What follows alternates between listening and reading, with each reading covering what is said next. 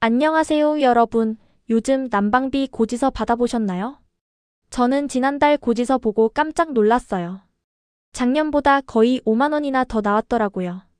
집에서 추워 죽겠다고 보일러 틀었는데 이게 웬일입니까? 그래서 이번 달은 달라지겠다 싶어서 여기저기 알아보고 직접 해봤어요. 그랬더니 정말 요금이 줄었습니다. 30%나 줄었어요. 그리고 더 놀라운 건 제가 몰라서 못 받고 있던 정부 지원금이 있더라고요.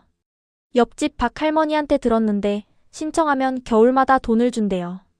저는 3년 동안 모르고 있었어요. 여러분도 혹시 저처럼 모르고 계신 거 아닌가요? 오늘 이 영상 하나면 겨울철 난방비 줄이는 법부터 놓치기 쉬운 지원금, 정부에서 주는 돈, 그리고 집에서 안전하게 지내는 방법까지 다 알려드릴게요. 제가 직접 해본 것만 말씀드립니다. 책에 나온 이론이 아니라 정말 효과 본 것들만요. 자, 그럼 시작해볼까요? 난방비 30% 줄이는 실제 방법. 자, 먼저 난방비 이야기부터 해볼게요. 저도 예전에는 춥다 싶으면 보일러 온도를 확 올렸어요. 22도, 23도 이렇게요. 그러면 금방 따뜻해지잖아요. 그런데 고지서 보면 또 깜짝 놀라는 거예요. 그래서 올해는 달리 해봤습니다. 첫 번째, 보일러 온도를 무조건 18도에서 20도 사이로만 맞췄어요. 처음에는 춥지 않냐고요? 저도 그렇게 생각했어요. 근데 신기하게도 익숙해지더라고요. 오히려 22도, 23도로 하면 너무 더워서 땀이 나요. 그러면 창문 열게 되고 그럼 돈만 날리는 거죠. 18도에서 20도, 이 온도가 딱 좋습니다. 옷을 한 겹 더 입으면 충분히 따뜻해요. 실내복 입고 조끼 하나 걸치면 됩니다. 두 번째, 외출 모드를 꼭 활용하세요. 저는 예전에 외출할 때 보일러를 아예 꺼버렸어요. 그러면 집이 완전히 식잖아요. 그러면 돌아와서 다시 데우는데 엄청난 에너지가 들어갑니다.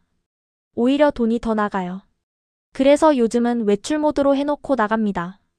보일러에 보면 외출이라고 버튼이 있어요. 그거 누르면 최소한의 온도만 유지해줍니다. 15도 정도로요. 그러면 집이 완전히 식지 않아서 돌아왔을 때 금방 따뜻해집니다. 이게 진짜 효과가 좋아요. 세 번째, 문풍지와 뽁뽁이를 활용하세요.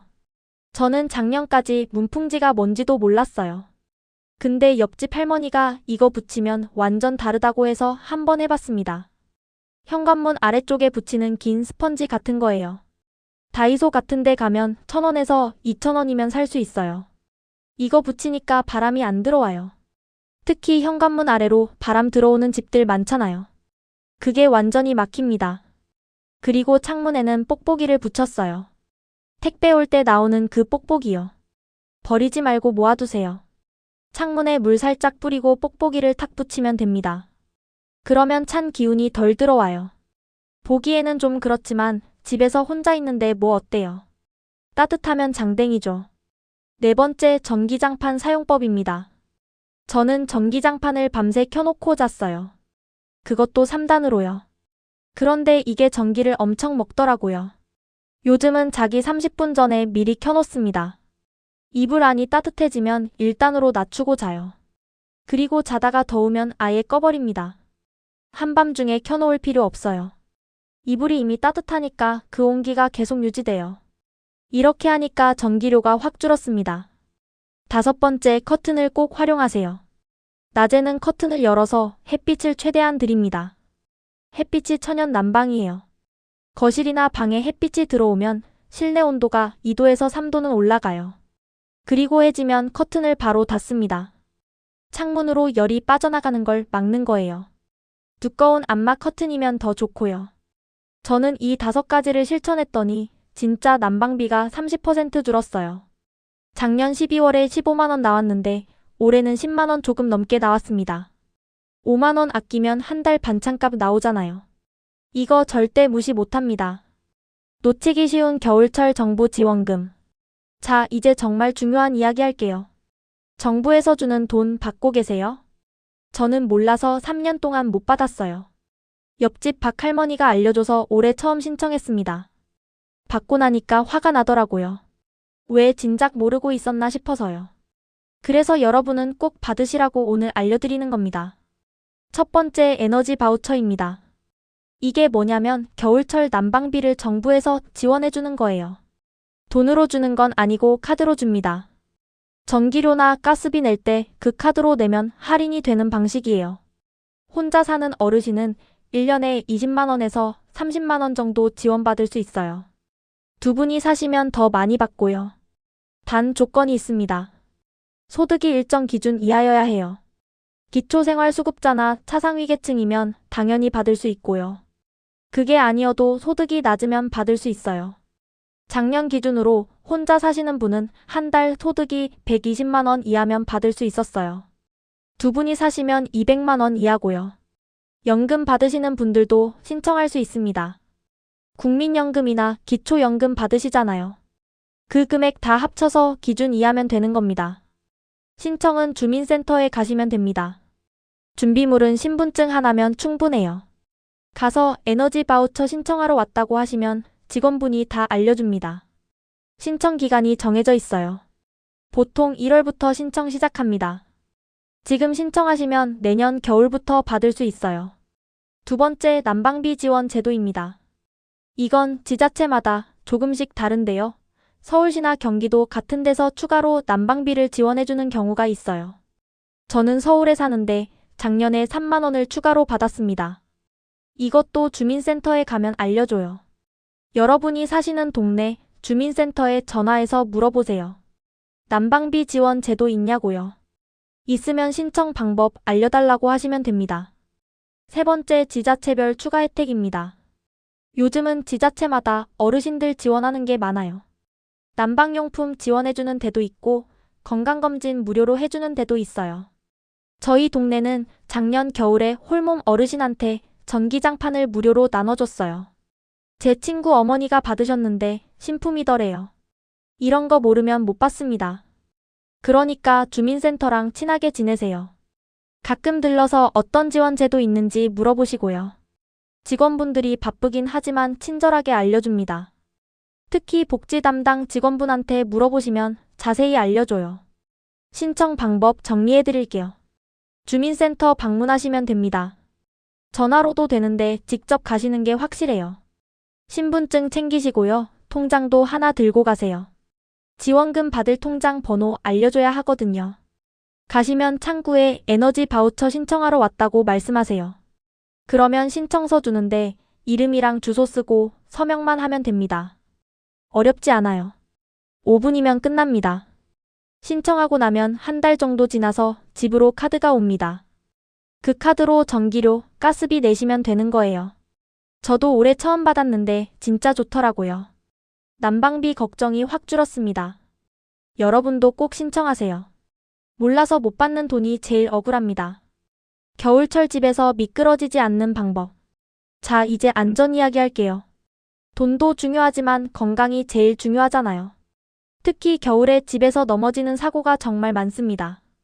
저도 작년 겨울에 욕실에서 미끄러져서 넘어질 뻔했어요. 샤워하고 나오다가 발을 헛디뎠는데 다행히 세면대를 잡아서 안 넘어졌어요. 근데 그때 정말 무서웠어요. 만약 넘어졌으면 고관절 다쳤을 거예요. 그러면 병원 신세지고 자식들 손 빌려야 하잖아요. 생각만 해도 끔찍합니다. 그 뒤로 집 안을 싹 점검했어요. 어디가 위험한지 다시 봤습니다. 첫 번째, 욕실이 제일 위험합니다.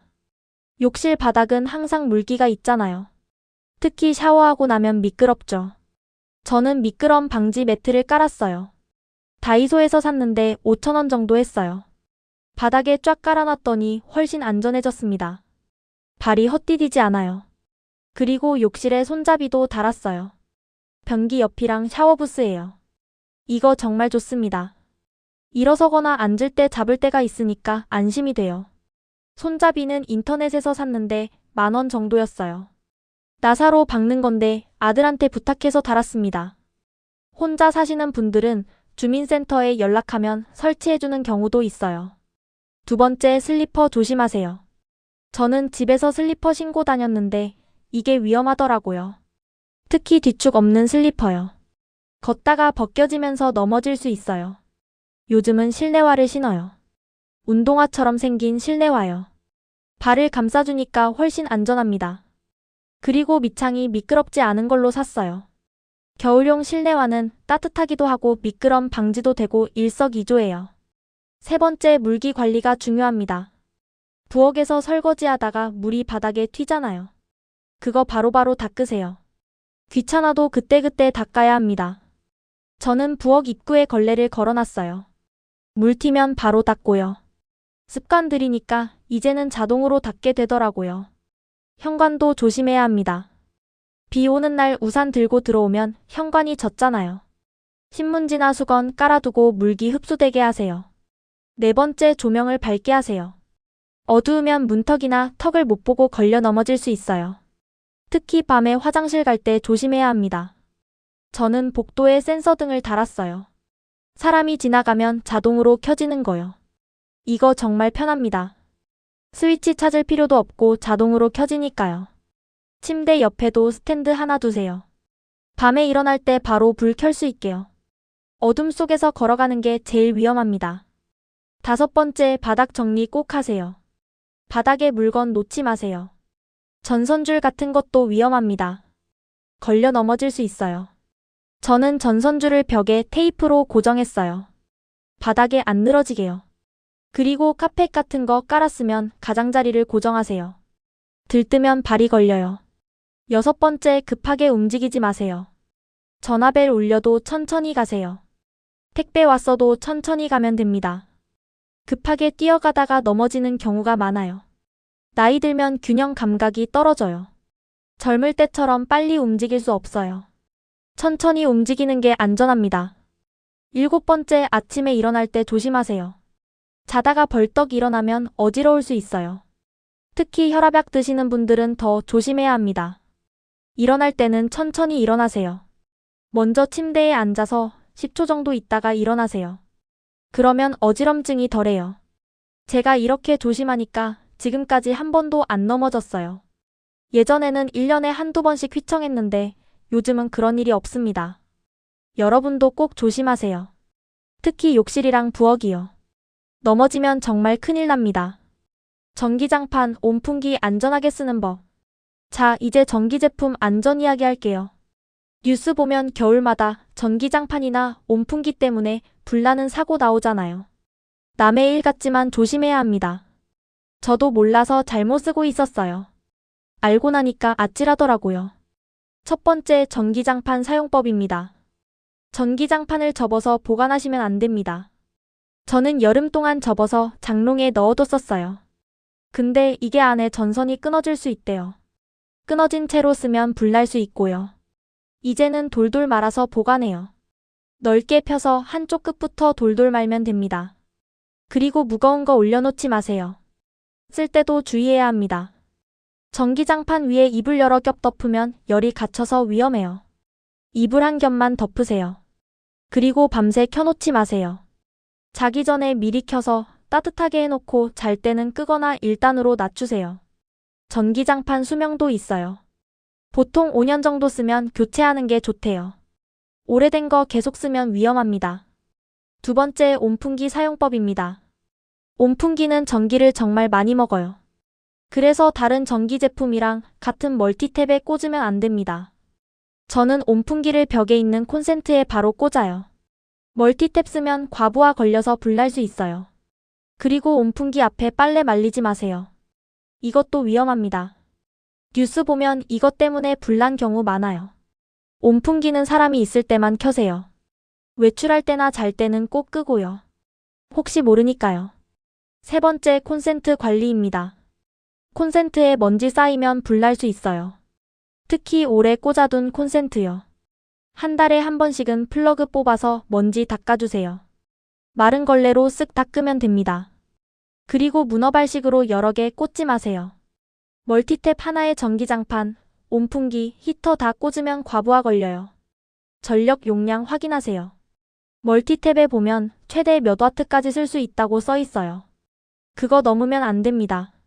네 번째, 전기장판 청소하세요. 전기장판을 오래 쓰면 때가 타요. 그럼 열 전달이 안 돼서 온도를 높이게 되고, 그럼 전기도 많이 먹고 위험하기도 해요. 물로 빨 수는 없고 물티슈로 닦으면 돼요. 전원 끄고 플러그 뽑은 다음에 표면을 닦아주세요. 말릴 때는 그늘에서 펴서 말려야 해요. 직사광선에 말리면 안 됩니다. 5번째, 전기요금 폭탄 조심하세요. 온풍기는 정말 전기를 많이 먹습니다. 하루 종일 틀어놓으면 한 달에 10만 원도 나와요. 저는 온풍기를 아침, 저녁으로 1시간씩만 켜요. 화장실 갈 때나 씻을 때처럼 잠깐 추울 때만요. 거실이나 방 전체를 데우려면 보일러가 낫습니다. 온풍기는 국소 난방용이에요. 6번째, 낡은 전기 제품 과감히 버리세요. 5년 이상 된 전기장판이나 10년 된 온풍기 아직 쓸만하다고 계속 쓰시는 분들 많은데 위험합니다. 새 제품이 전기도 덜 먹고 안전장치도 잘 되어 있어요. 몇만 원 아끼려다 큰 사고 날 수 있습니다. 요즘 전기장판은 과열 방지 기능이 다 있어요. 온도 올라가면 자동으로 꺼지는 거요. 옛날 제품은 그런 기능 없어요. 안전이 최우선입니다. 불편해도 이런 건 꼭 지키셔야 해요. 겨울철 곰팡이와 결로 해결법. 자, 마지막으로 곰팡이 이야기할게요. 겨울 되면 창문에 물 맺히고 벽에 곰팡이 피는 집 많잖아요. 저희 집도 그랬어요. 작년 겨울에 방 벽지에 곰팡이가 피더라고요. 처음에는 작은 점이었는데 점점 퍼졌어요. 벽지를 뜯어내고 다시 바르는데 돈이 많이 들었습니다. 그래서 올해는 미리 예방하고 있어요. 효과가 좋아서 여러분한테도 알려드리려고요. 첫 번째, 환기가 제일 중요합니다. 추워도 하루에 2번은 창문 열어야 해요. 아침에 1번, 오후에 1번요. 10분만 활짝 열어두세요. 맞바람이 통하게 창문 여러 개 열면 더 좋고요. 환기하면 실내 습기가 빠져나가요. 습기가 곰팡이 원인이거든요. 저는 아침 9시랑 오후 3시에 타이머 맞춰놨어요. 울리면 창문 열어요. 귀찮아도 습관 들이면 괜찮아요.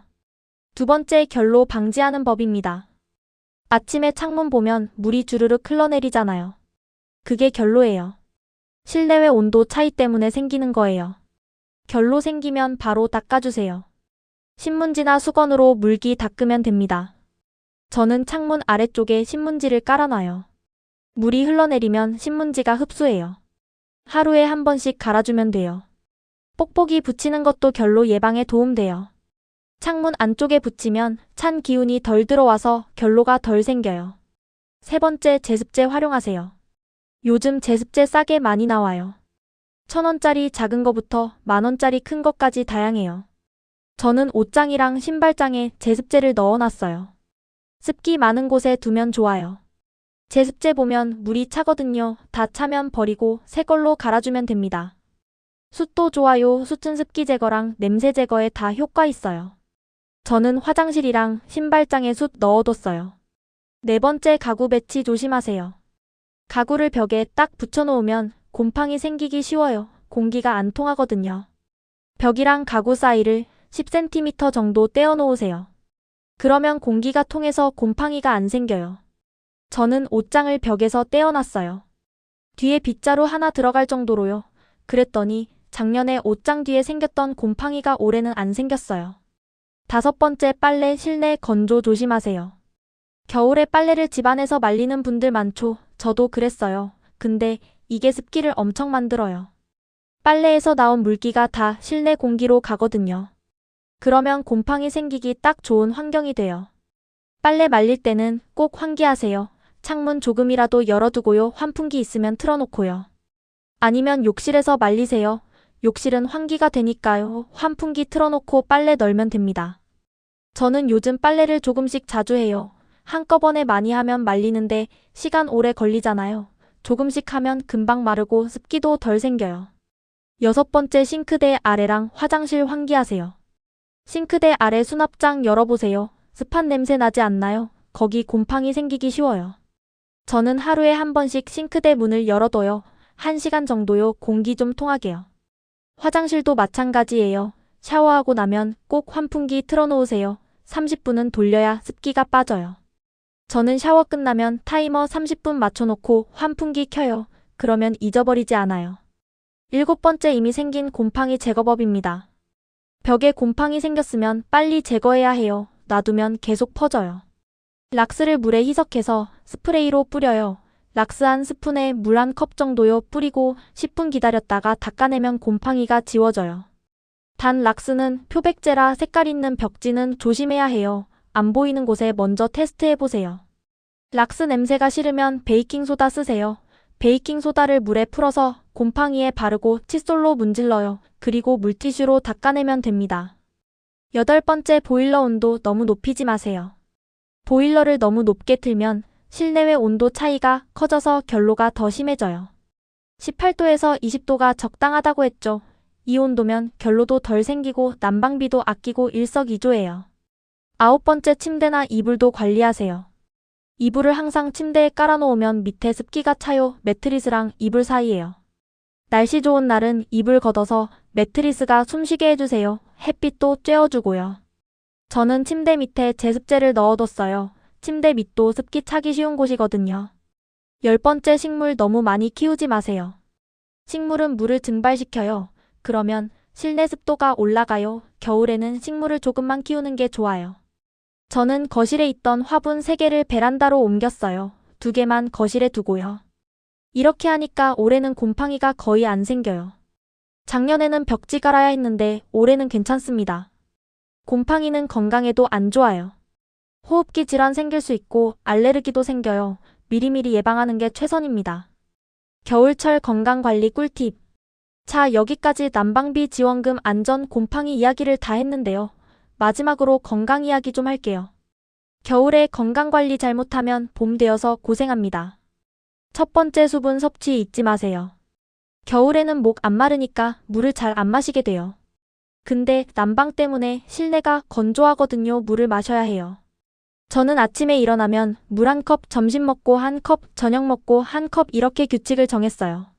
물 대신 따뜻한 차도 좋아요. 보리차나 결명자 차요. 달지 않은 차면 됩니다. 두 번째, 실내 습도 관리하세요. 난방하면 실내가 너무 건조해져요. 습도가 30% 이하로 떨어져요. 그러면 목이랑 코가 건조해서 감기 걸리기 쉬워요. 가습기 있으면 틀어놓으세요. 없으면 젖은 수건을 걸어놔도 돼요. 저는 빨래를 거실에 널어요. 가습 효과도 있고 빨래도 마르고요. 다만 환기는 꼭 시켜야 해요. 세 번째, 비타민 챙겨 드세요. 겨울에는 햇빛을 덜 쬐니까 비타민 D가 부족해져요. 비타민 D는 뼈 건강에 중요해요. 저는 매일 비타민 한 알씩 먹어요. 약국에서 샀는데 한 달치가 10,000원 정도예요. 과일도 많이 드세요. 특히 비타민 C 많은 귤이나 오렌지요. 면역력에 좋아요. 네 번째, 실내 운동하세요. 추워서 밖에 안 나가면 근육이 약해져요. 집에서라도 운동해야 해요. 저는 유튜브 보면서 스트레칭해요. 시니어 스트레칭이라고 검색하면 많이 나와요. 의자에 앉아서 하는 운동도 있고 서서 하는 운동도 있어요. 하루 20분만 해도 효과 있어요. 걷기 운동도 집에서 할 수 있어요. 거실을 왔다 갔다 하는 거예요. 음악 들으면서 30분만 걸어도 운동이 돼요. 5번째, 발 건강 챙기세요. 발이 차면 온몸이 춥고 면역력도 떨어져요. 발을 따뜻하게 해야 해요. 저는 집에서 두꺼운 양말 신어요. 수면 양말이라고 부드럽고 따뜻한 거요. 자기 전에 족욕도 해요. 따뜻한 물에 발 담그고 10분 있으면 온몸이 따뜻해져요. 잠도 잘 와요. 6번째, 식사 거르지 마세요. 겨울에는 에너지가 더 필요해요. 체온 유지하는데 에너지를 쓰거든요. 하루 3끼 꼭 드세요. 귀찮아도 챙겨 드셔야 해요. 국물 요리가 좋아요. 따뜻하고 수분도 보충되고 영양도 있고요. 저는 된장찌개, 김치찌개 이런 거 자주 끓여 먹어요. 한 번 끓이면 이틀 먹을 수 있어요. 7번째, 손 자주 씻으세요. 겨울에 감기, 독감, 코로나 다 조심해야 하잖아요. 손 씻기가 제일 중요해요. 외출하고 돌아오면 바로 손 씻고요. 식사 전에도 꼭 씻으세요. 비누로 30초 이상 문질러야 해요. 손가락 사이 손톱 밑까지 꼼꼼하게요. 8번째, 충분히 주무세요. 잠을 잘 자야 면역력이 유지돼요. 하루 7시간에서 8시간은 주무세요. 자기 전에 따뜻한 우유 한 잔 마시면 잠이 잘 와요. TV는 끄고 조명도 어둡게 하고요. 규칙적으로 주무세요.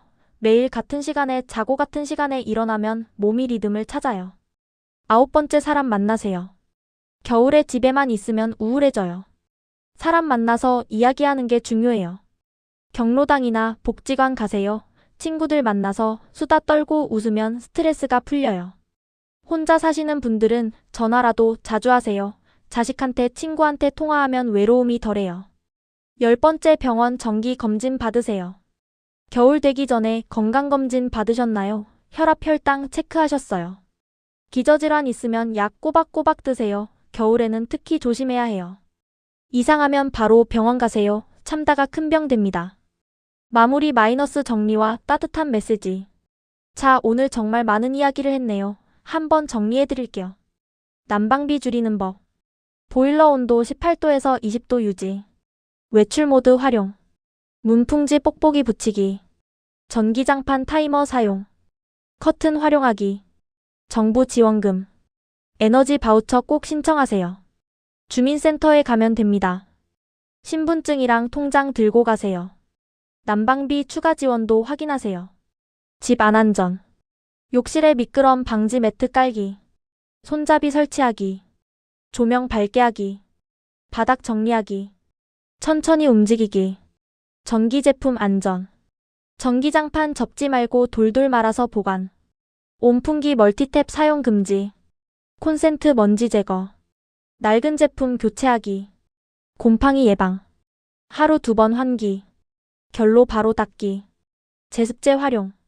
가구 벽에서 떼어놓기. 빨래 실내 건조 조심. 건강관리. 물 충분히 마시기. 비타민 챙겨 먹기. 집에서 운동하기. 발 따뜻하게 하기. 새끼 꼭 먹기. 이 중에서 하나라도 실천하시면 겨울이 훨씬 편해질 거예요. 돈 아끼는 것도 중요하지만 건강이랑 안전이 제일 중요합니다. 추워도 건강하게 겨울 나시고 봄에 다시 만나요. 저는 이번 겨울에 이렇게 준비하니까 작년보다 훨씬 편하게 지내고 있어요. 난방비도 줄었고 집도 안전해졌고 건강도 좋아요. 여러분도 할 수 있어요. 어렵지 않아요. 하나씩 천천히 하시면 됩니다. 주변에 혼자 사시는 어르신 있으면 이 영상 공유해주세요. 모르는 분들이 너무 많아요. 그리고 댓글로 여러분의 겨울나기 꿀팁도 알려주세요. 저도 배우고 싶어요. 오늘 영상 도움이 되셨으면 좋아요 꾹 눌러주시고요. 구독도 부탁드려요. 다음 영상에서는 겨울철 면역력 높이는 음식과 간단한 요리법을 알려드릴게요. 집에서 쉽게 만들 수 있는 거예요.